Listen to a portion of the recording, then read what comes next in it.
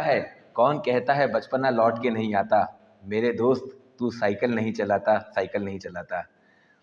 हम लोगों का जो दीव ट्रिप था इसकी शुरुआत 2 साल पहले मेरे मन से हुई। पहले हम जैसलमेर जा चुके हैं और ऐसे ही रोटरी क्लब ने हमारा इसी मंच पे सम्मान किया था, तो मुझे इस मंच पे दोबारा आना था, तो हमने दीव ट्रिप बनाया। तो वो अब ये था कि बीच तक हम लोग, रेगिस्तान से बीच तक का सफ़र करें, थोड़ी रेती में अंतर आएगा, तो हम लोगों ने इसका किया और सब साइकिलिस्ट साथ में जुड़े।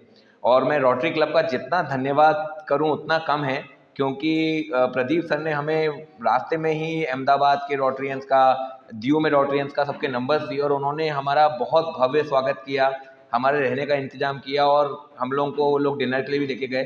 पूरी थकान हमारी प्रदीप जी सर और रोटरी क्लब के कारण हमारी उतर गई थी और 280 किलोमीटर करने के बाद लग रहा था हम घर से घर तक का सफ़र पूरा कर रहे हैं। तो हमें बहुत अच्छा लगा और रोटरी हमेशा उदयपुर साइकिलिंग क्लब के साथ जुड़ा रहा है, उदयपुर को साइकिलिंग सिटी ऑफ इंडिया बनाने के लिए। और हम सब मिलकर के डेफिनेटली कुछ आने वाले सालों में उस मकसद को हासिल कर लेंगे।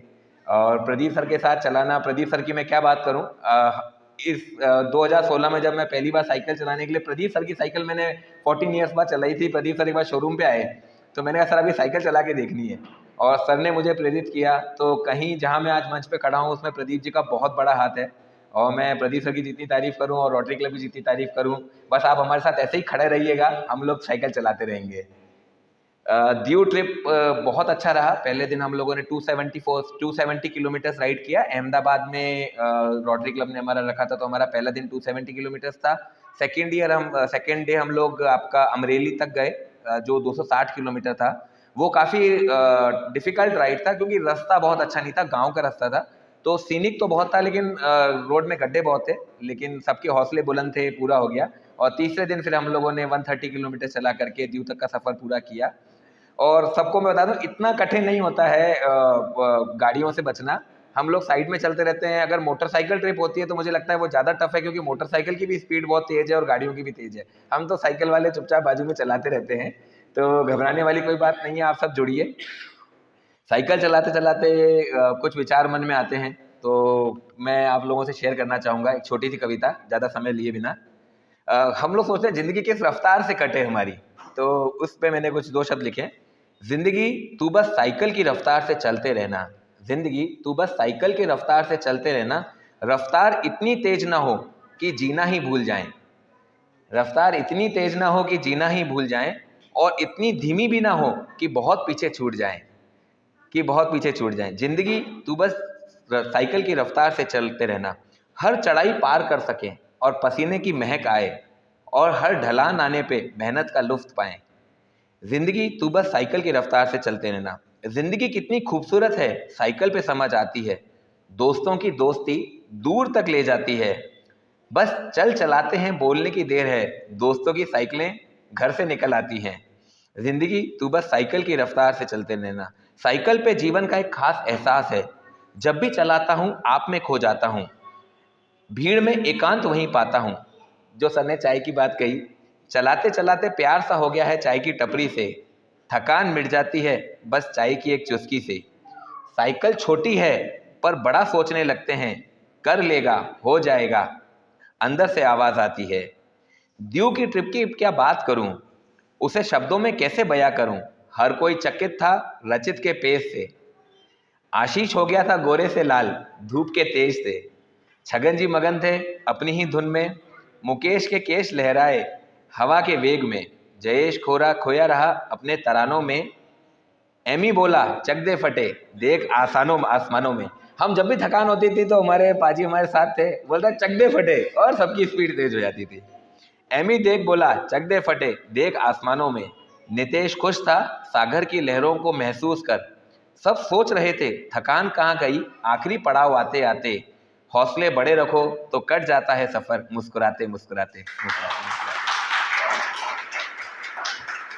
तो हम सबका यहाँ पे आज होने का मकसद रोटरी क्लब है और प्रदीप जी का हमारा साथ है।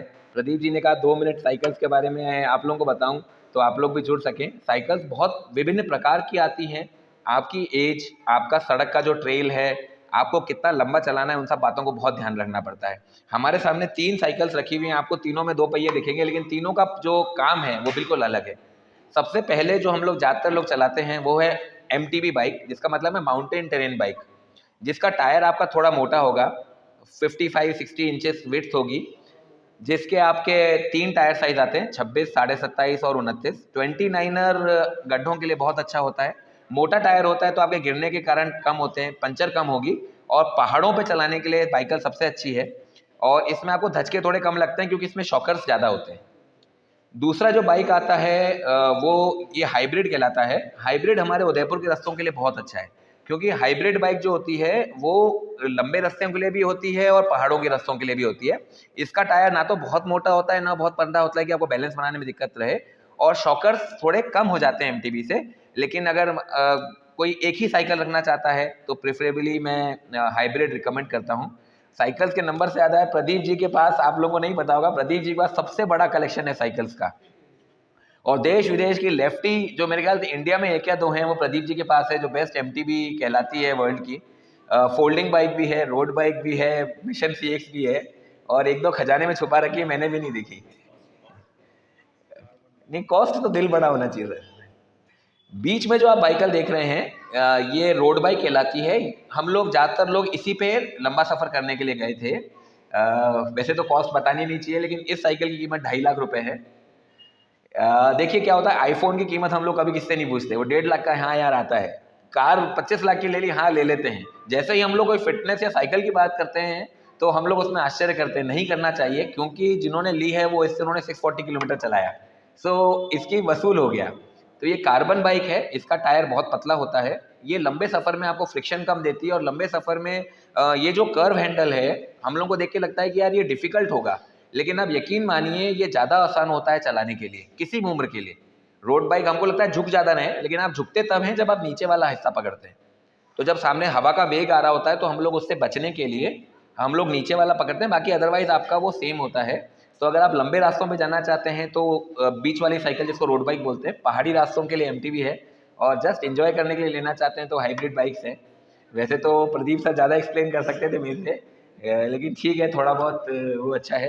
अगेन मैं सबकी तरफ से लाख लाख धन्यवाद देना चाहूँगा हम लोग को यहाँ बुलाने के लिए, सम्मानित करने के लिए। ये आपका मेरा जैसलमेर वाला ट्रॉफी भी है, जब भी मैं देखता हूँ तो मेरे को याद आता है कि हाँ आप लोगों ने सम्मानित किया, तो और आगे बढ़ने का मन करता है। तो thank you very much rotary club, thank you very much आप सबको। मैं अमरप्रीत जी को बुलाना चाहूँगा एक बार मेडल पिलाने के लिए। देखिए प्रदीप जी, हम सब, इन्होंने लिखा है सुपर साइकिलिस्ट है, लेकिन प्रदीप जी मेरे लिए सुपर डुपर साइकिलिस्ट है। मतलब प्रदीप जी ने, जब हमने शुरुआत भी नहीं की थी तब से प्रदीप जी ने उदयपुर को साइकिलिंग सिटी बनाने के लिए, प्रॉपर हेलमेट में प्रॉपर चीज़ें करने के लिए इनको रखा। तो ये एक मेडल है जिसमें लिखा हुआ है स्वंदना रोहा।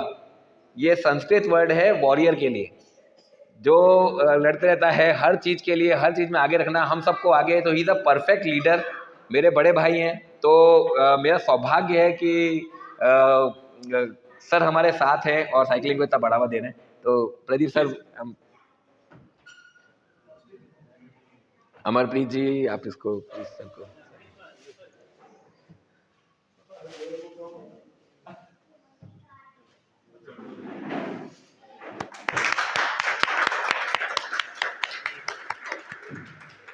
अमरप्रीत जी कल ही ये 50 साल के हुए हैं और इन्होंने हमारे साथ 640 किलोमीटर किया है। तो ये बहुत बड़ा उदाहरण है, और किया नहीं है, भगाते हुए किया है। मतलब जहाँ हम धीमे पड़ रहे थे, बोल रहे थे आ जाओ चक दे फटे, तो ये अब तो पावर है हमारी, एनर्जी सोर्स रहे, हम लोगों ने इनसे बहुत सीखा है। तो thank you rotary club, thank you all the cyclist, आप लोगों के कारण मैं चल पाया, इतना चला पाया, और अगली बार इसको भी पार करेंगे, दोबारा आएंगे यहाँ पे। Thank you very much.